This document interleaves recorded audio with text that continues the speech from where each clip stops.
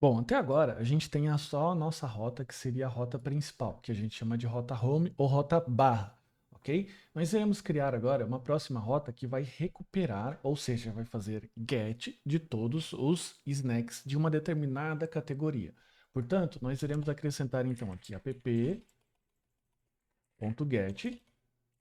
e nós iremos então fazer aqui uma rota que vai retornar. Vou só acrescentar aqui o nosso async na sequência, ok? Vai retornar todos os nossos snacks. Legal? Essa rota snack, ela vai esperar o seguinte parâmetro. Ela vai esperar o parâmetro chamado snack, que é aquele que define basicamente o tipo. Então a gente vai colocar aqui request.query. Você vai entender daqui a pouco a diferença do body e do query. Legal? Agora, se esse snack não existir, ou seja, se eu não passar um atributo snack, o que, que eu vou fazer? Vou retornar um erro 400 e avisar o seguinte, olha, o snack é requerido, portanto, você precisa preencher. E caso eu tenha o snack, vamos só fazer aqui, no caso, um ajuste. Aqui, ó. Então, eu tenho o return do has status 400. Então, status 400, eu preciso do snack. Agora, se eu tiver o snack, o que, que eu vou fazer? Eu vou guardar dentro de uma variável, de uma constante, chamado snacks, que é igual a await prisma.snack, ok? E veja que, no caso, o nosso prisma, ele não está inicializado aqui. Então, a gente tem que ainda, voltando, fazer a importação do prisma client, com o import, e nós devemos aqui, no caso, inicializar o nosso client. Eu vou inicializar logo aqui, ó, no início, logo abaixo do port. E agora sim, voltando, nós iremos fazer o quê? Nós iremos criar aqui uma constante, snacks, que é igual a prisma.client.snack. Tá vendo o snack aqui? Então o snack, ele vai ter uma opção aqui de buscar vários, ok?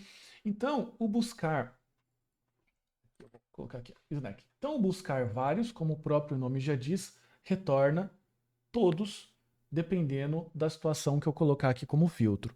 Se eu não colocar nenhum filtro, deixar desse jeito aqui, ele vai literalmente retornar todos os campos da minha tabela, o que eu desencorajo. Por quê? Porque se você vai retornar todos mesmo, você precisa fazer um esquema que a gente chama de paginação. Porque imagine que você tem 1 milhão de registros dentro do seu banco de dados. O quanto essa operação iria demorar e o quanto isso iria carregar o seu servidor. Então tome bastante cuidado com o find many, beleza? Por quê? Porque ou você precisa paginar a informação, ou você precisa fazer o que eu vou fazer aqui, que é adicionar uma cláusula where, que é uma cláusula de busca, ok? Então uma cláusula de filtro. E aqui eu vou colocar assim, ó, snack, dois pontos. E aqui eu vou colocar qual que é o meu parâmetro. Então eu quero que o meu campo snack, esse campo aqui, ó, snack, seja igual ao snack desse parâmetro. Então, caso o meu snack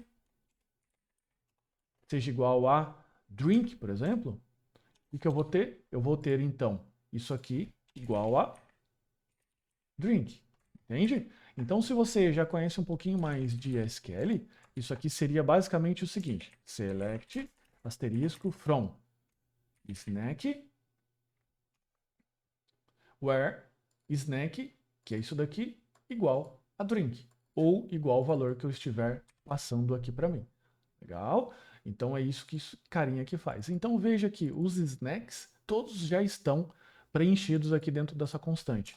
Falta a gente fazer o quê? Retornar esses valores. E como que a gente retorna? A gente retorna dessa forma.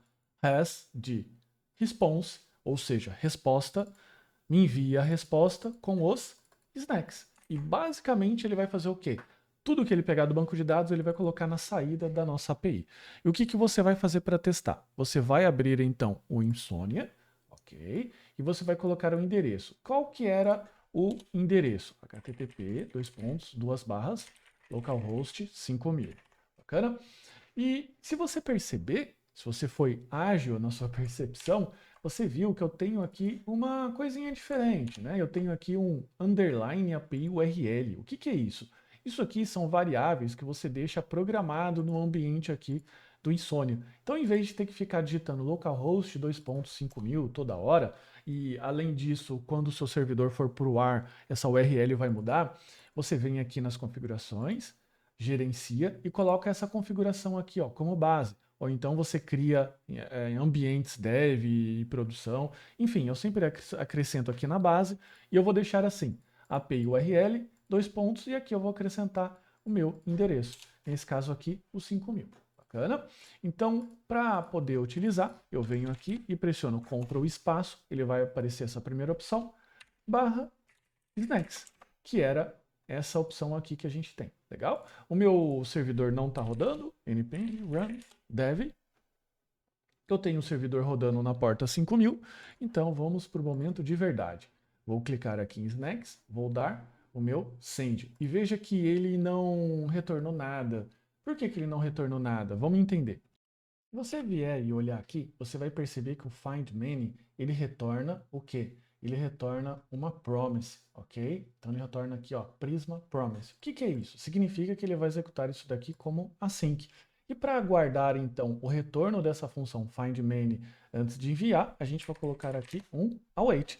O await já vai fazer a própria função de aguardar. Nesse caso aqui, agora eu preciso acrescentar então async na minha declaração de função. Legal? É bastante importante a gente prestar atenção nesses detalhes. Por quê? Porque um mero esquecimento, você vai perceber que o código aqui não teve erro sintático, rodou tudo bonitinho, a gente fica se perguntando, nossa, tá com erro em algum lugar. Então fica bastante atento a essa situação de sempre colocar o await, legal? É importante a gente sempre simular esses erros aqui já para você entender mais ou menos como funciona o dia a dia e as pegadinhas que podem acontecer. Se a gente clicar então aqui em Send, você vai ver todos os retornos, legal? E eu já tinha aqui anteriormente programado no meu query o meu parâmetro snack burger. Então, se você vier aqui no seu, você precisa acrescentar aqui na aba query snack burger, e você vai ver que ele vai retornar todos os burgers. Se por um acaso você não colocar o parâmetro snack, ele vai falar assim, olha, o parâmetro snack ele é requerido. Beleza? Então, ele está funcionando essa parte. Você vai poder colocar todos os outros tipos aqui. Então, de novo, é bastante interessante a gente sempre acrescentar esses parâmetros aqui, nem que seja parâmetros de paginação. Bacana? Então, esse aqui foi o nosso primeiro endpoint. Temos então aqui os stacks, temos já os seeds, os primeiros registros sendo retornados. E até se você quiser, a título de curiosidade, você já pode até baixar o seu JSON Server e deixar que o seu aplicativo, o front-end, possa fazer a conexão direto com sua API. E você vai ter a grata surpresa que você vai ver que ele já está funcionando.